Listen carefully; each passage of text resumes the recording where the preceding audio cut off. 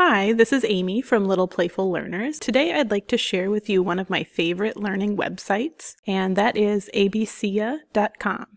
Now, I just want to clarify, I'm not affiliated with ABCYa, I'm not sponsored by them or anything. This is just a video to tell you why I love it. This is what the main screen looks like when you go to ABCYa.com. There are games for all these different grade levels. I'm a kindergarten teacher, so I'll click on grade K. And this is what the kindergarten screen looks like. If you scroll down, you can see all the games in all the different categories. There's word games, math games, holiday games, strategy, and skill games. I pretty much stick to the word games and the math games in the classroom, but sometimes when we have free time, I let my students do the other games. So one of the reasons why I love ABCYa is because there are so many great games for reading and math, and they're fun games. They're not just answer the question and get a star. They're fun, interactive games that students love. Not only are they fun, but they're skills-based, and you can search for a game by skill, by Common Core Standard. To do that, you click on this Grade K Common Core Standards button. You can scroll down, you find your grade level. Let's say we're looking for a reading game, so I'm going to click English Language Arts. I want to find a game that's going to help my students learn how to recognize and name letters. So I click on that, and it brings up all the games that work on letter names. Then from there, I can just click on the one I want to use. So I might want to do alphabetical order, and that'll take me to the game. Another thing I love about ABCYa is that it's really easy to navigate. So I clicked on that alphabetical order game. It brought me to the game. Now say I'm a student and I'm playing the game, and it's time to switch to a new game. I can just go to the top and click on the yellow K. And that's what I have taught my students to do. In the instructions in the computer lab, I would say, okay, click on the yellow K, and it will bring them back to this page. Another thing that makes it really easy for students to navigate is that the skills are color-coded. For example, I would assign them a game that worked on a certain skill, but then I would always give them a little bit of free time at the end. So say we were doing an alphabet game, I would have them stick to phonics or literacy-based games in their free time. We would go back to the main screen and I would say, okay, it's free time. You can play any game in the orange section.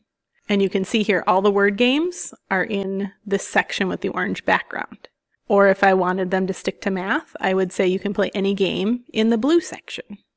And so they would have those parameters to know which games they were allowed to play. Another thing I love about ABCYa is that many of the games are really easy to differentiate. For example, if I wanted to do alphabet bingo, I click on that. And I click on the play button. Bingo! I click go. For some students who are working on letter names, I can choose letter name. If my students are ready for letter sounds, I can choose letter sounds. And I can vary it from student to student with just this little click of the button. So let's say I choose letter sound. Then we get to differentiate even a little more. I can do uppercase letters or lowercase letters. Select a bingo board size. For beginners, we can do a small board, or we could do a medium board, or if I have an advanced student, I can do the large grid. It's going to say the letter, and you can have them repeat. It said Z, so I'm going to click on Z. O. I'm just going to play the game and show you what happens at the end of the game.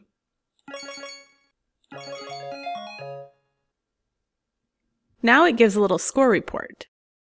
So when a student finishes the game, you can look at their score report. For this one, I only got one wrong, but if I kept getting the same letter wrong, it would pop up there.